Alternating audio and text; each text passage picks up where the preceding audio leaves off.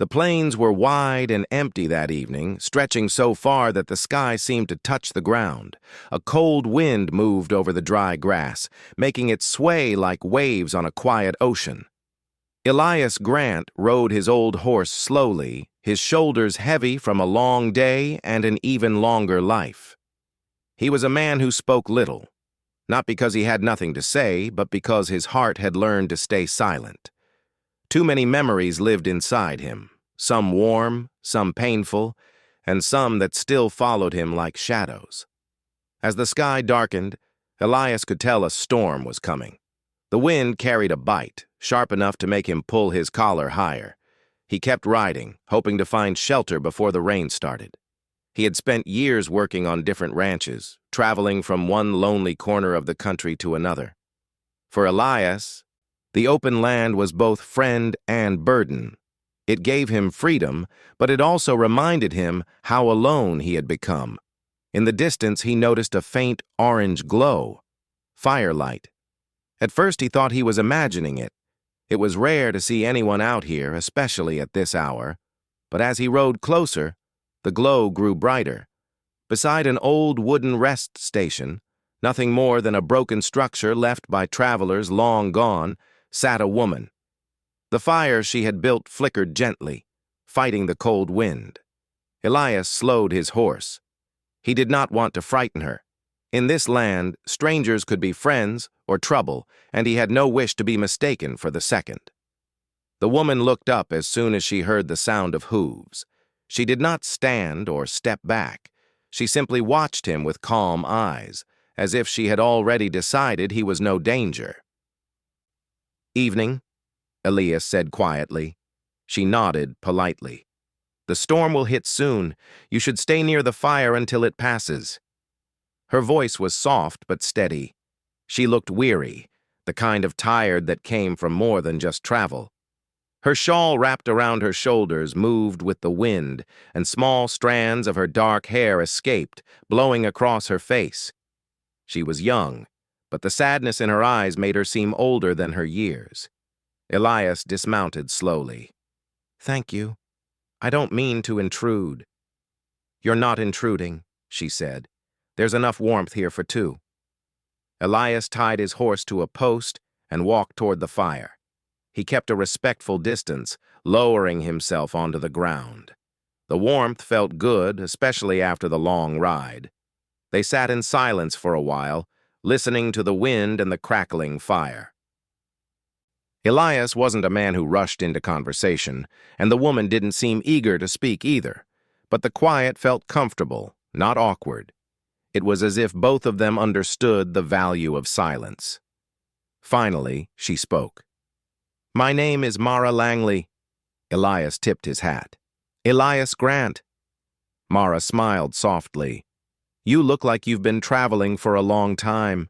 He shrugged. "Long enough." She did not ask questions, and he was grateful. He wasn't ready to tell anyone about the life he had left behind, or the things that had pushed him onto the open road again. Instead, he watched the firelight dance across Mara's face, noticing how calm she appeared even though she was alone in such a wide, empty place. "What about you?" he asked gently. "You heading somewhere?" Mara looked into the flames, as if the fire held her answer. "Home," she whispered. "A place I haven't seen in many years." Her words carried both hope and sorrow. Elias sensed there was a story behind them, one she wasn't ready to share. He respected that. Everyone carried a story, some too heavy to speak aloud. The wind grew stronger, pushing ashes upward in small bursts. Mara pulled her shawl tighter around herself. Elias noticed her hands trembling slightly from the cold. "Storm's close," he said. "Yes," she agreed, her voice soft. "But this fire will last." Elias admired her courage. Many travelers feared storms more than the dark, but she seemed steady, as if she had faced far worse in her life. The firelight reflected in her eyes, giving them a gentle glow. "Do you travel alone often?" Elias asked. Mara nodded. "For the past year, yes." "That must be hard." She hesitated, then said, "Hard, but necessary." Elias understood that kind of necessity. Sometimes a person walked alone not because they wanted to, but because the past gave them no other choice. He shifted slightly, warming his hands. "If you don't mind me asking, what brought you out here tonight?" Mara's expression softened. "Memories," she said, "and wanting to face them without fear." Elias didn't press further. Whatever her memories were, they shaped the way she held herself, quiet, brave, carrying something invisible yet heavy. A few drops of rain began to fall, tapping lightly on the ground. The storm had arrived. The sky rumbled softly, echoing across the plains. "You can sit closer," Mara said kindly. "The wind will steal the warmth if you stay back there." Elias felt a moment of hesitation. He had spent so long keeping distance from others that stepping closer to anyone felt strange. But the cold wind was real, and her invitation was sincere. "Thank you," he said, moving a little nearer to the fire, but still giving her space. They warmed their hands in silence again. The fire crackled brighter now, almost as if it sensed their need for comfort. Mara spoke after a long pause. "I didn't expect to meet anyone tonight." "Neither did I," Elias said quietly. She glanced at him, studying his face with gentle curiosity. "You seem like someone who has seen many roads." "I suppose I have," he replied, "but none that felt like home." Mara nodded slowly. "I understand that." The wind howled louder, but inside the small circle of firelight, they felt shielded from its force. For the first time in a very long while, Elias felt something warm inside his chest, something he had almost forgotten existed. It was not excitement or affection. It was simply the comfort of not being alone. As the rain picked up, the fire continued to glow strong. Elias watched Mara carefully feed it small pieces of wood, her hands steady and graceful. She moved with a calmness that came from experience, not fear. The night grew darker, but the space between them grew lighter, filled with quiet trust neither had expected to find. Two strangers, brought together by chance, sat side by side while the storm whispered around them, each carrying a past, each searching for something, and neither realizing how much this meeting would change their lives. The wind outside grew stronger, but the small fire between Elias and Mara kept a warm circle around them. The flames rose and fell softly, like they were breathing along with the night. The rest station behind them creaked every now and then, old wood bending under the push of the storm. Still, the place felt safe, safer than either of them expected when darkness had first begun to fall. Elias sat with his hands stretched toward the flame. The warmth felt good on his skin and eased some of the stiffness from riding all day. Across from him, Mara sat quietly, her shawl wrapped closely around her shoulders. The firelight made her eyes shine in a gentle, calm way. She looked peaceful, but Elias sensed that she carried many feelings beneath that calm surface. For a long moment, neither of them spoke. It was not uncomfortable. It was simply the kind of silence that happens when two people are learning to trust the space they share. The kind of silence that allows thoughts to settle before words appear. Finally, Mara broke the quiet. "You really have been traveling alone for a long time, haven't you?" Elias nodded slowly. "Too long, maybe, but sometimes the road is easier than staying in one place." "I know what you mean," she answered softly, looking down at the fire. "Staying still means facing things you may not be ready to face."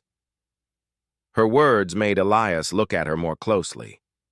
There was a sadness in her tone, but also a strength hidden beneath it. He wondered what she had faced, what had pushed her onto the road like him. Mara reached to adjust the logs in the fire. The flames grew stronger again, lighting up her face. "It feels strange," she said quietly, "to talk to someone after so much time alone." You don't have to tell me anything you don't want to, Elias replied gently. I know, she said, giving a small smile.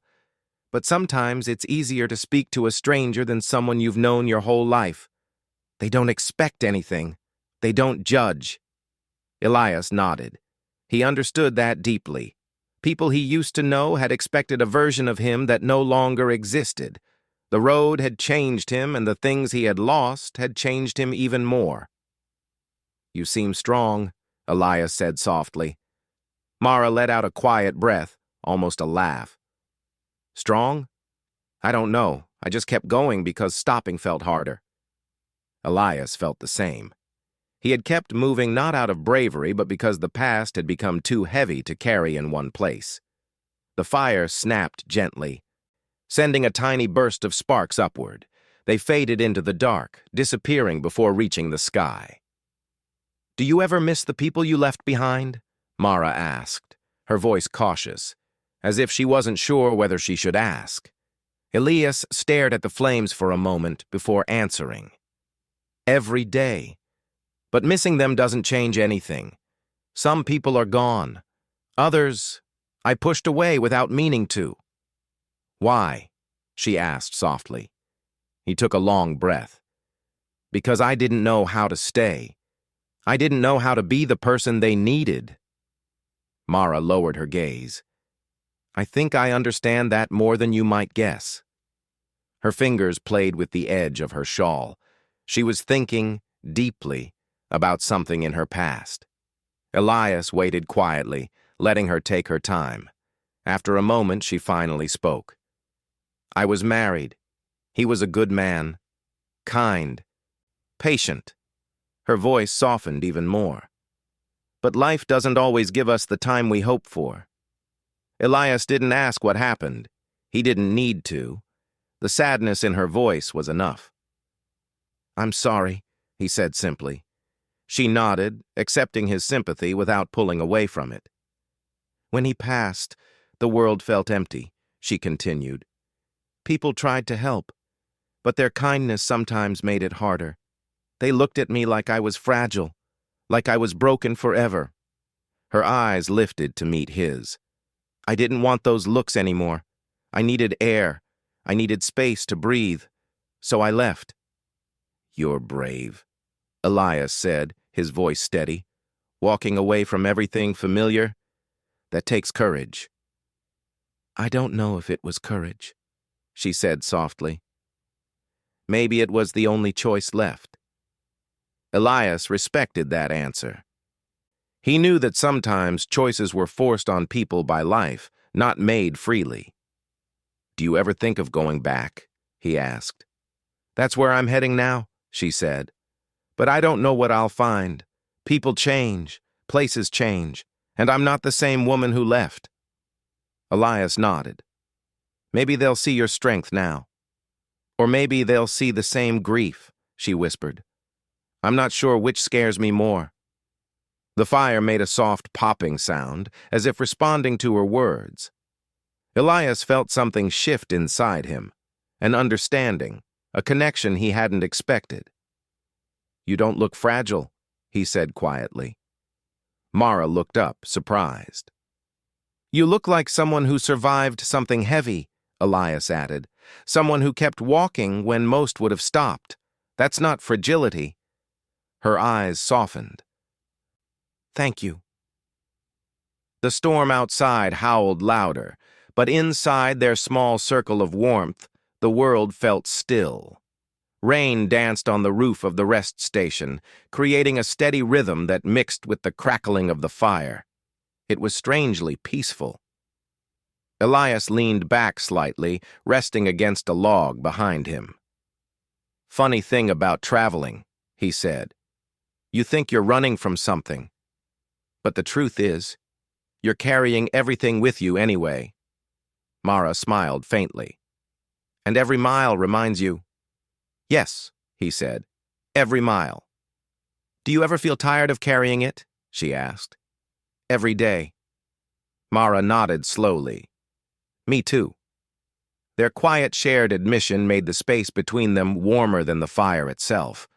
It felt like two hearts speaking honestly for the first time in a long time. Mara pulled her shawl a little tighter. Not from cold, but out of habit. Elias noticed her hands trembling, just slightly. Maybe from the storm. Maybe from emotions she hadn't spoken aloud in a while. "Are you cold?" Elias asked. "A little," she replied with a soft smile. "But I'm all right." He hesitated for a moment. "You can come closer to the fire if you want." Her smile grew a bit warmer. "Thank you." She shifted a little nearer, staying a comfortable distance from him. The firelight now touched her face more clearly, showing the delicate mix of strength and sadness she carried. "You know," she said thoughtfully, "I didn't expect to talk this much tonight." "Neither did I," he admitted. "But it feels peaceful," she added. "Yes, it does." They sat shoulder to shoulder, with nothing but air and trust between them. The fire warmed their hands, but the conversation warmed something deeper. Mara looked up at the sky for a moment through the broken part of the shelter's roof. "Do you ever think the world puts people in our path for a reason?" Elias thought about that. "Maybe. Or maybe we just notice certain people at the right moment." "Maybe," she agreed softly. The fire burned brighter for a moment, as if listening. Mara's voice grew softer. "I'm glad you stopped here tonight, Elias." He met her eyes gently. "I'm glad you invited me to the fire." The storm outside finally began to calm, but the night inside the fire's glow was far from over. There were more words waiting to be spoken, more truths waiting to be shared. Neither of them knew it yet, but this quiet night would become one they would remember for the rest of their lives. The storm slowly softened. But the cold air still wrapped around the small rest station like a heavy blanket. The fire between Elias and Mara glowed brighter now, its soft orange light reflecting off the wet ground outside. Even though the rain had grown lighter, neither of them moved away from the warmth. The night felt deep, quiet, and strangely safe. Elias sat with his arms resting on his knees, watching the flames rise and fall. The heat warmed his face, but something else warmed his heart, something he hadn't felt in a long time. Trust, comfort, the simple peace of being beside someone who understood silence as much as words. Mara shifted slightly, pulling her shawl closer before letting it fall loosely again. She wasn't trembling anymore. The fire had chased away the cold, and their conversation had eased a heaviness inside her that she hadn't noticed until it began to lift. For a few moments, neither spoke. They listened to the soft pattering of the remaining raindrops, the quiet hum of the wind, and the gentle crackle of burning wood. Elias found himself studying the way the firelight touched Mara's face, making her look both strong and fragile at the same time. She did not stare into the fire the way she had earlier. Instead, she looked thoughtful, almost peaceful, like the weight of her memories had grown lighter simply because someone else was nearby. "Do you want my coat?" Elias finally asked, noticing a small shiver pass over her. Mara glanced at him and smiled faintly. "It's all right. The fire is warm." "Still," he said gently, "you've been out here longer than I have. You should stay warm." Before she could refuse, he stood, took off his long coat, and offered it to her. She looked surprised, as if the simple act meant more than he intended. "You don't have to," she said softly. "I know," he replied, "but I want to." After a brief hesitation, Mara accepted the coat with quiet gratitude. She wrapped it around herself, and Elias returned to his place beside the fire. When she settled again, she looked up with gentle eyes. "Thank you," she whispered. He nodded, not trusting his voice for a moment. The kindness he had offered was simple, but it stirred something deeper inside him, something he had kept hidden for years. As the minutes passed, the warmth of the coat and the fire loosened the tension in Mara's shoulders. She slowly slid her shawl off her head and let it drape around her arms instead. Elias noticed her movement, but looked away politely, trying not to make her feel self-conscious. Still, the sight stirred something in him, not a thought of beauty or attraction, but a feeling of deep understanding. He realized how much courage it took for her to relax in the presence of someone she barely knew. Every small gesture she made, every soft breath, showed that she trusted him. That trust touched him more than he expected. Mara looked at him curiously. "You went quiet." Elias let out a soft breath. "Just thinking." "About what?" He hesitated. Talking about his feelings was harder for him than talking about his past. "About how rare it is," he said finally, "to share a fire with someone and feel at peace." Mara's eyes softened. "Yes, I feel that too." The wind rustled the tall grass outside. The night air had a strange calmness now, like the storm had washed away the weight of the land. Mara shifted again, adjusting the coat. The firelight warmed her skin and softened her expression. She looked over at Elias, her gaze searching his face gently. "You know," she said carefully, "since he passed, I haven't spoken to anyone like this. Not without fear. Not without feeling like I'm being seen only for my grief." Elias nodded slowly. "I don't see you that way." Her eyes glowed with appreciation. "I know." She reached toward the fire, warming her fingers. For the first time since they had met, she seemed fully relaxed, almost like the woman she used to be before life became heavy. Elias watched her for a moment, then quickly looked away when she turned toward him. His breath caught slightly, not because of anything she did, but because the feeling inside him was unfamiliar. A pull, a softness, a quiet longing he didn't fully understand. Mara noticed his sudden stillness. "Elias, are you all right?" He swallowed. "Yes, just not used to this." "To what?" she asked gently. He tried to explain, but the words felt tangled. "Being close to someone, feeling safe enough to—" "Look at them." Mara tilted her head slightly. "You're safe here." Her voice was honest, warm, and kind. The moment grew deeper, heavier, and yet strangely light at the same time. Mara shifted again, loosening her shawl even more because the fire was hot now. She wasn't thinking about it. She wasn't doing anything unusual. She was simply comfortable. But something about her calmness, her trust, hit Elias unexpectedly. He looked away sharply, his breath catching again. Mara noticed. "Elias?" she asked softly. "Did I do something wrong?" "No," he said quickly, almost too quickly. "No, you didn't." She watched him carefully, her eyes gentle, patient. Elias didn't move, keeping his gaze fixed on the fire. "Then what is it?" she asked.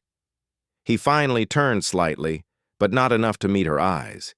His voice dropped to a whisper without him meaning to let it fall so soft. "Please, don't look at me like that."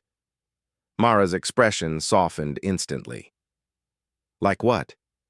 He swallowed, struggling for the words. "Like you see something good in me. Like you believe in me." She said nothing at first. The firelight moved between them, brightening her face and shadowing his. When she finally spoke, her voice was warm and steady. "But I do see something good in you." Elias shook his head slightly. "You don't know me." Her reply came gently, like a memory returning home. "I don't have to know everything to see kindness." Elias's heart tightened painfully, not with hurt, but with an emotion he hadn't felt in years. Hope, fear, a mixture of both. Mara placed her hands in her lap, still wrapped in his coat, and looked at him with soft understanding. "You can look at me," she said quietly. It's all right. He forced himself to breathe, slowly, deeply, like he used to when calming a frightened horse. When he finally lifted his gaze, Mara wasn't staring at him. She wasn't expecting anything. She was simply there, calm, warm, open. And that simple truth overwhelmed him more than anything else had in years. "I'm not used to someone seeing me," he admitted in a low voice, without judgment. Mara's eyes grew tender. "Then maybe tonight is your chance to remember what it feels like." For a long moment, they just looked at each other, not with intensity, not with longing, but with a shared understanding that felt deeper than words. The fire crackled gently, filling the space with its soft, steady sound. The night around them softened. The cold stayed outside the firelight's circle, unable to touch them. In that quiet moment, Elias realized something unexpected. He wasn't afraid of Mara. He was afraid of the part of himself that had begun to feel alive again, and Mara understood that without him needing to explain. The night had grown quieter, but the air still held a chill that slipped through the cracks of the old rest station. The fire burned steadily now, stronger than before, as if it had settled into its own calm rhythm. Elias and Mara sat close enough to feel the warmth, but still kept a respectful space between them. Something unspoken connected them now, something gentle, fragile, and new. Elias leaned back, feeling the rough wood behind him. His heartbeat had slowed from the tense moment earlier, yet a strange warmth still lingered in his chest. Mara's soft voice, her understanding eyes, and the quiet strength she carried had stirred something inside him he didn't know he still had. He wasn't certain what it meant, but he felt it deeply.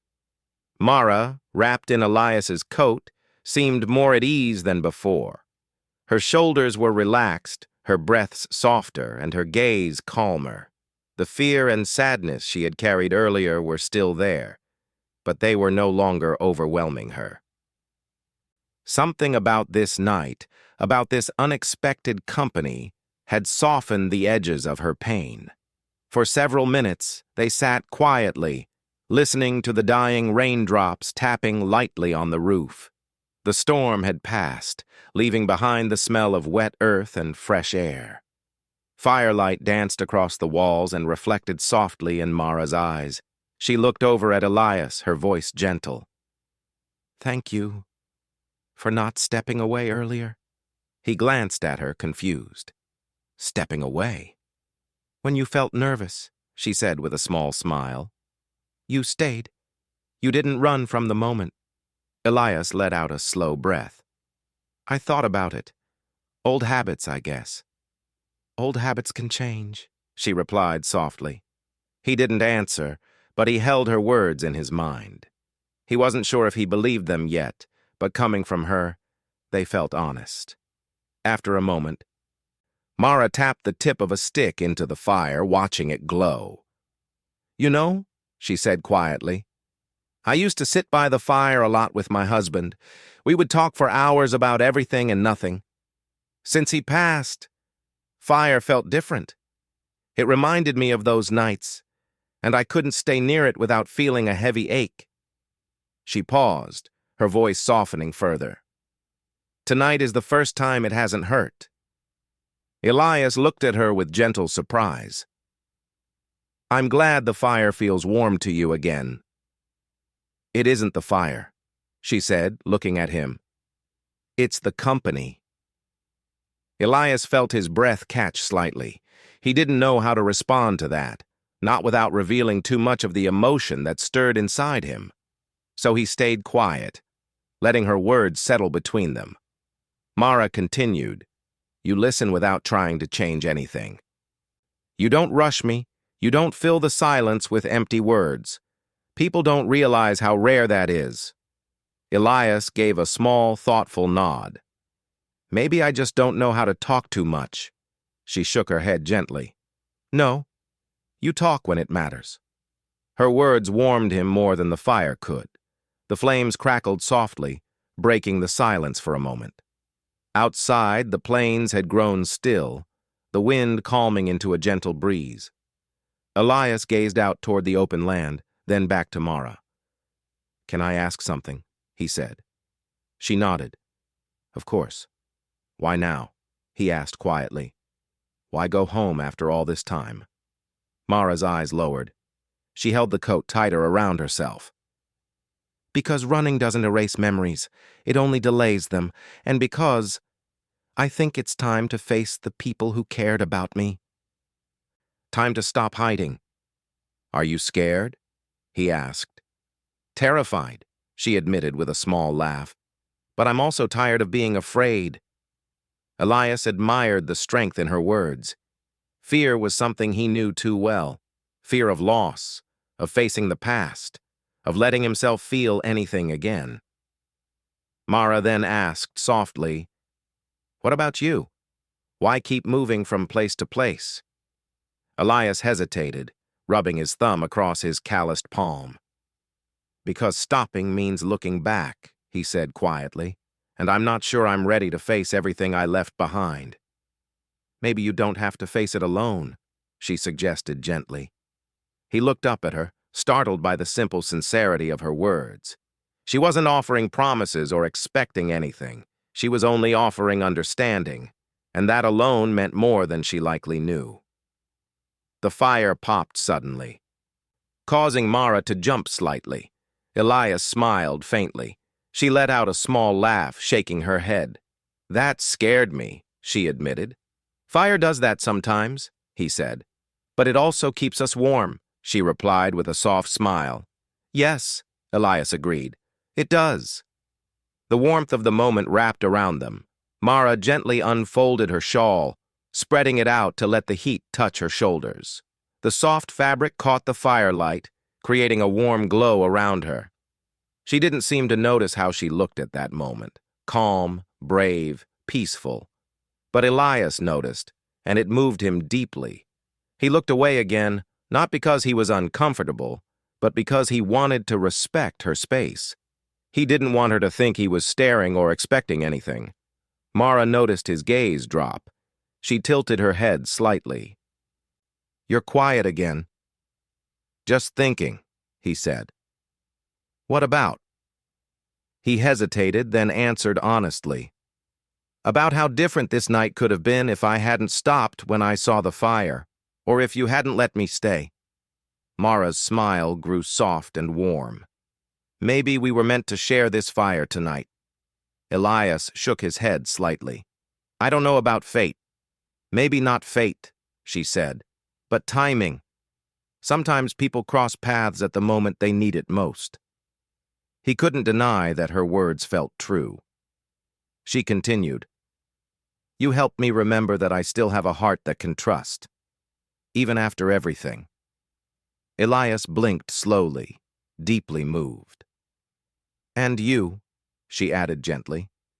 "You don't have to keep everything locked inside. Not with me. Not tonight." He took a slow breath. Something in him loosened, like a knot that had been tied for years. "I don't know how to let it out," he admitted quietly. "You don't have to," she replied. "Just being here with me, that's enough." Her words rested between them like a soft blanket. Elias felt more seen in that moment than he had in years. Mara leaned slightly closer, not touching him, just drawing nearer to the warmth of the fire. Her face was peaceful, the lines of sorrow softened by the gentle glow. For a long while, they talked about simple things, places they had seen, roads they had taken, people who had helped them along the way. They laughed softly at small memories, shared comfortable silences, and let the night wrap around them like a gentle embrace. Time passed slowly, but neither noticed. The fire became their companion, the storm their witness, and the quiet night their shelter. By the time the stars appeared again, Elias realized something he had not expected. This night wasn't just a pause in his journey. It was the beginning of something new, something gentle, something healing. And Mara felt it too. They both knew the next sunrise would change things. The question was how, and neither of them feared the answer anymore. The morning after the long night by the fire felt different for both of them. The sun rose slowly over the plains, spreading a warm, golden light over the land. Thomas woke first, sitting up carefully as not to disturb Alara, who had finally fallen asleep just before dawn. She slept on the blanket he had given her, curled slightly, her face peaceful but tired. Thomas watched her for a moment, thinking how strong she had been through everything, how she still carried pain, yet never let it make her hard. He had met many people on the trail, but none like her. When she finally opened her eyes, she looked around slowly, as if reminding herself of where she was. Her thoughts always woke before her body. She saw Thomas watching her, and a small smile came to her lips before she looked down shyly. "Morning," she said softly. "Morning," he answered, and his voice was calm, steady, but she could hear something changed in it, a warmth that had not been there when they first met. They packed their things and prepared to continue their journey. The path ahead was quiet and wide, and for a while, they walked side by side without speaking. They didn't need to talk to fill the space anymore. Their silence was not heavy like before. It was peaceful, like two people who finally understood that they did not have to hide anything. Thomas glanced at her several times, as if wanting to speak but holding back. Finally, he stopped walking. "Alara," he began, and she halted too, turning toward him with steady eyes. "After everything from last night, I hope it wasn't too much. I didn't want you to feel uncomfortable. I just wanted you to feel safe." Her eyes softened. "I did feel safe," she said gently, "more than I have in a long time." He felt relief spread through him, loosening a tension he had been carrying. But before he could speak again, the distant sound of hooves reached them. They turned quickly. 3 riders were coming fast, raising dust behind them. Thomas felt his entire body tighten. His hand went instinctively toward the rope tied to his saddle. Alara stayed calm but alert. She knew what fast riders on an open trail often meant. When the riders reached them, the man in front pulled hard on his reins. He looked rough, like someone who worked for money without asking questions. His sharp gaze moved from Thomas to Alara and narrowed slightly. "You two traveling alone?" the man asked. Thomas answered evenly, "Just passing through." The rider ignored his tone and stared at Alara instead. "You the widow from Marlow Creek?" Thomas stepped a little forward, enough that the man's eyes flicked back to him. Alara took a careful breath. "Yes," she said. Her voice was steady, though she did not like how the man looked at her. The rider smirked as if he had found something valuable. "Town's been asking after you. Sheriff said someone like you might be headed this way." "Looks like I found the right woman." Thomas didn't like his words or the way he said them. "What does the sheriff want with her?" he asked sharply. The rider shrugged. "Says she might have information about her husband's old land claims. Some folks think she knows where certain papers are. Important ones." Alara's heart sank. She knew exactly what they meant.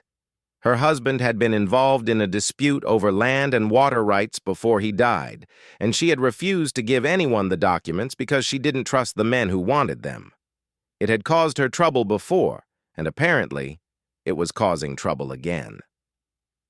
Thomas caught the change in her face and stepped closer to her protectively. The rider leaned back in his saddle. "She can come with us, or she can come with the sheriff himself. Easy way or hard way. Doesn't matter to me." Thomas's jaw tightened. "She's not going anywhere with you unless she wants to." The rider smirked again. "You planning to fight 3 men over a woman you barely know?" Thomas didn't flinch. "Yes," he said simply. The man's smirk faded, replaced by annoyance. But before anything else could happen, Alara stepped forward. "I'll go," she said softly. Thomas spun to her. Ilara, it's all right, she said quietly. Running from this will only make it worse. She faced the rider again. But I will not be treated badly, and I will not be taken anywhere without knowing exactly where I'm going. The man nodded in a way that wasn't respectful, but showed she had surprised him. Fine. We'll take you to the sheriff's office in Marlow Ridge. Shouldn't take long. Thomas stepped closer and whispered, You don't have to go with them. She met his eyes. If I don't face this now, I'll never stop looking over my shoulder, and I trust you to come if something goes wrong. He nodded, though he hated the situation. She climbed onto Thomas's horse so she could ride near him. The 3 riders surrounded them, 2 in the front and 1 behind. They rode for hours across the quiet plains.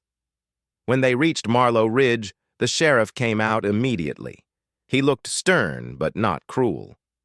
Ilara felt a small relief. He wasn't the kind of man who used his position to bully others. Ilara, the sheriff said, taking off his hat. I wasn't expecting trouble. I just needed to ask you about some old papers your husband kept. The disputes are reopening, and the town wants everything settled fair. Ilara nodded. I understand. I didn't run away. I just didn't know who to trust. The sheriff sighed. I'm sorry it came to this, but I needed to hear it from you. She told him the papers were safe at a trusted friend's home and that she would bring them soon. The sheriff believed her. That's all I needed, he said kindly. You're free to go. She let out a slow breath she didn't realize she'd been holding. When she walked back toward Thomas, he stood waiting with quiet worry in his eyes. Once they were away from the crowd, she said softly, Thank you for standing beside me. I'll always stand beside you, he said without hesitation. They rode away from town, this time without anyone following. The sky was beginning to change color as evening approached.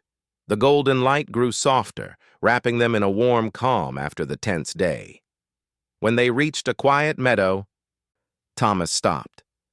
Ilara looked at him, confused for a moment, before realizing he wanted to speak.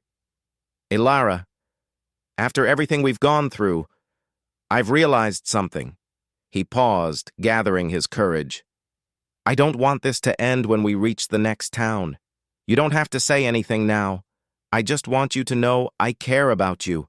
Truly. She looked at him with gentle eyes. Thomas, she whispered, I care too. The wind moved softly through the grass around them. The world felt still, as if giving them a moment meant only for them. But Ilara's expression grew thoughtful. I'm not ready to start over yet, she admitted honestly. I still carry memories and fears. I don't want to bring them into something new. He nodded immediately. I understand. But, she added, her voice soft but certain, I don't want to walk away from what we've found either. Thomas looked at her with hope rising in him. Then we take it slow, he said, as slow as you need. She smiled, a real smile, warm and steady. Yes, slow is good. They continued their journey side by side, neither rushing nor hiding. The days ahead were still uncertain, but they were no longer facing them alone. Their paths, once separate, now moved in the same direction, not too fast, not too heavy, just as gentle as the firelight that had first softened their walls. And though the world around them remained wide and rough, something simple and strong had begun between them. A quiet understanding, a calm trust, and the start of a bond that neither of them had expected, yet both welcomed with open hearts. Their story was not about sudden endings or dramatic promises. It was about healing, patience, and finding comfort in someone who saw you just as you were, without judgment or fear. And as they rode deeper into the fading light, Thomas glanced at her with a small, grateful smile. She met his eyes, steady and warm. This time, neither of them looked away.